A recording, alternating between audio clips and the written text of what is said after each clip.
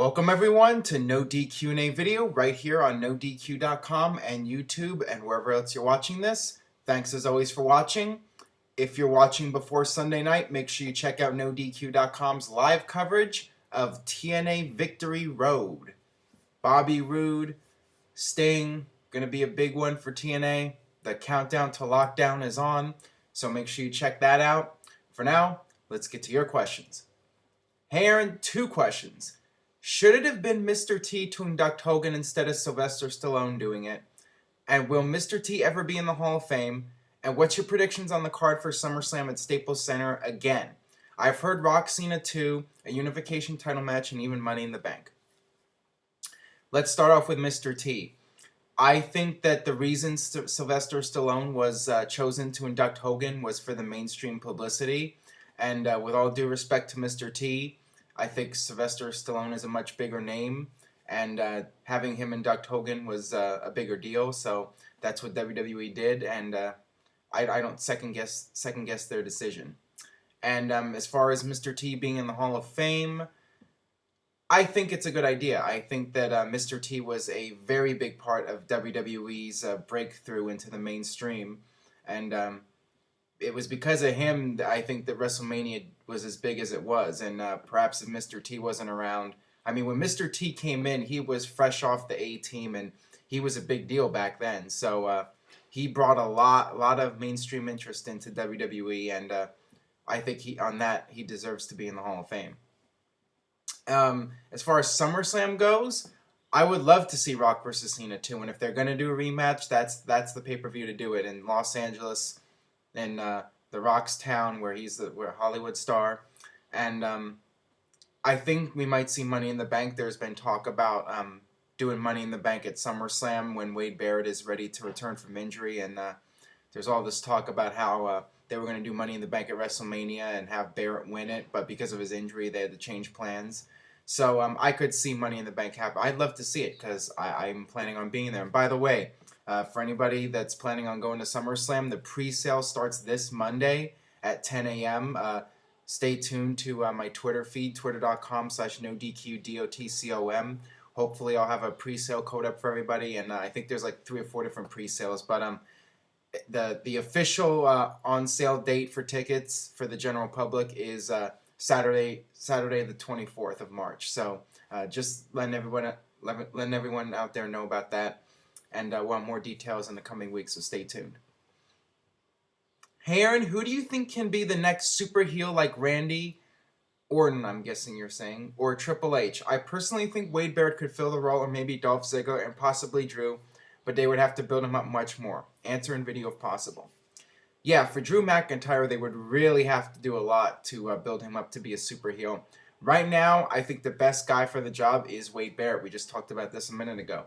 WWE is really high on Barrett, and I think Barrett's great. He's a big guy, and his mic work is very good. He's improving in the ring a lot, and he was building a lot of momentum before he got hurt. So that's kind of a bad break for him, but when he does come back, I suspect he's going to get a monster push, and rightfully so. I think he's a good candidate if they're going to make like a big super heel, and I've talked about this before, how I really think they need a badass heel like a Triple H type character, because with the mid-card comedy heels, or the guys that run away from fights and the kind of like the coward, it doesn't really work so well in a main event situation. So you need a heel that can measure up to the babyface.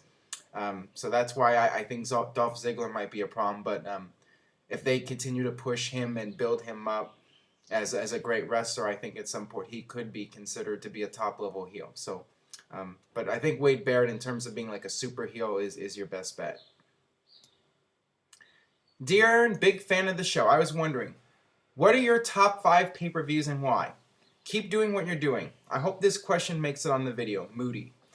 Well, I would have to go with Money in the Bank from 2011, one of the best WWE pay-per-views of all time.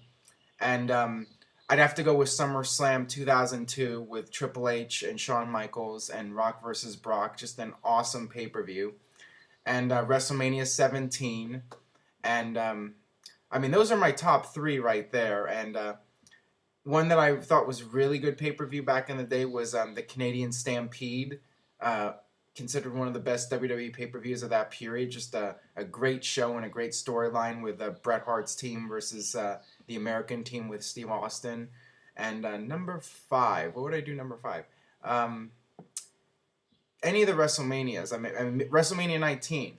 I mean, that was a great show right there from top to bottom. I just love that card because I thought it was something for everybody. You had Kurt Angle versus Brock Lesnar, a great technical match for the people that want to see that, and Shawn Michaels versus Chris Jericho, and then you had the Icon versus Icon, Vince McMahon versus Hulk Hogan, the two big personalities, and then you had Rock versus Steve Austin 3. So, I mean, that was just an awesome card and a great show. So those would be my top 5 that I just mentioned. Hey Aaron, could you post this on a video? That would be awesome. Which one of Shawn Michaels' last 3 WrestleManias was your favorite and why? No doubt it was WrestleMania 25. In my opinion, one of the greatest WWE matches of all time. I remember watching that pay-per-view and I was really underwhelmed by WrestleMania. And then Shawn Michaels and Undertaker came on and it just blew me away. And I'm like, this just saved the pay-per-view. That was an amazing match and those guys told a great story in the ring. And it was one of those matches where they didn't have to have blood. They didn't have to have outside interference or any gimmicks or anything. They just went in there and had a great match and proved that you don't need all that to tear the house down. So, I mean, I really love that match a lot. And as great as the rematch was the next year, I don't think it quite matched up to WrestleMania 25. But there's not a whole lot that could. Please answer in video. I'm getting a lot of video requests here. Do you think the WWE will induct the Great Muta into the Hall of Fame? That's a very interesting name. Great Muta, never a part of WWE, a big international star, and was a star in WCW for a number of years. Because WWE has the WCW tape library and they have a lot of footage of Muta, and because I'm sure the Muta's very highly respected in the wrestling business and with a lot of people in WWE, so I think it's a possibility for sure.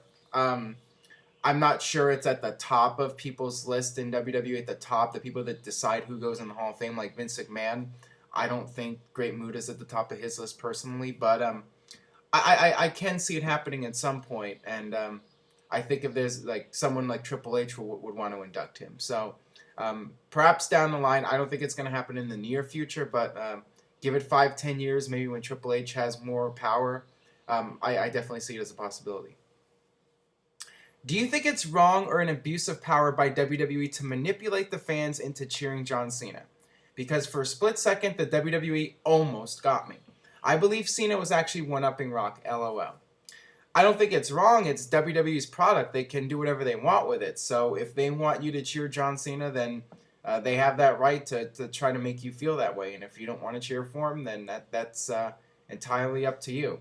I give WWE credit. Like I've mentioned, they've done everything they can to get Cena as much support as The Rock has, and they really want a 50-50 reaction at WrestleMania. And as I've said before, I don't think it's going to happen because at the end of the day, most of those people in the crowd are going to be from out of town, you know, coming from different parts of the country, different parts of the world, and those are going to be the most hardcore wrestling fans, and they don't like John Cena, and it's in Miami, so you're still going to have a good portion of people that are local to that area, and of course they're going to cheer for the hometown guy.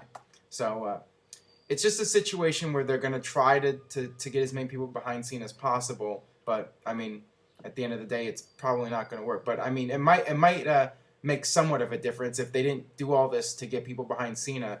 Perhaps he would completely get booed out of the building. I mean, at least now the people that are behind Cena are going to be really behind him, and I think that'll create a great dynamic for the match. So I like what they're doing, and I think it's the right thing to build up the match and to really get that crowd heat as big as possible. Do you think Jeff Hardy would get booed or cheered if he would come back to WWE in a city like New York or Chicago where the crowd was full of hardcore fans? Can you please answer this in video? There you go again. I think he would get cheered because fans are forgiving. Wrestling fans are forgiving. I mean, at first they're not, but after a while, the nostalgia kicks in and, you know, they can't stay mad at somebody for so long. You look at Scott Hall, fans on the internet, they complain about Scott Hall all the time and say how much he's ruined his life and they're so disappointed in him. But yet when Scott Hall comes out to the indie shows, I mean, people react to him and they go do the hey yo and all that, and it's the same thing with Jeff Hardy. If Jeff Hardy was to show back up in a WWE ring in Madison Square Garden, the people would cheer for him. It's Jeff Hardy coming out again. We haven't seen him in a long time, and they'll mark out for him. The marks will resurface from the smarks that go on the internet and bitch about everything. So I mean that's all there is to it. I do think Hardy would be welcomed back with open arms. That'll do it for today's edition of No DQ&A video, as I say at the end of each video. So thanks again for watching. Make sure you subscribe, youtube.com/NoDQCAW. And like I said before, if it's before Sunday night, make sure you stop by NoDQ.com for TNA Victory Road coverage. On that note, we'll see you next time.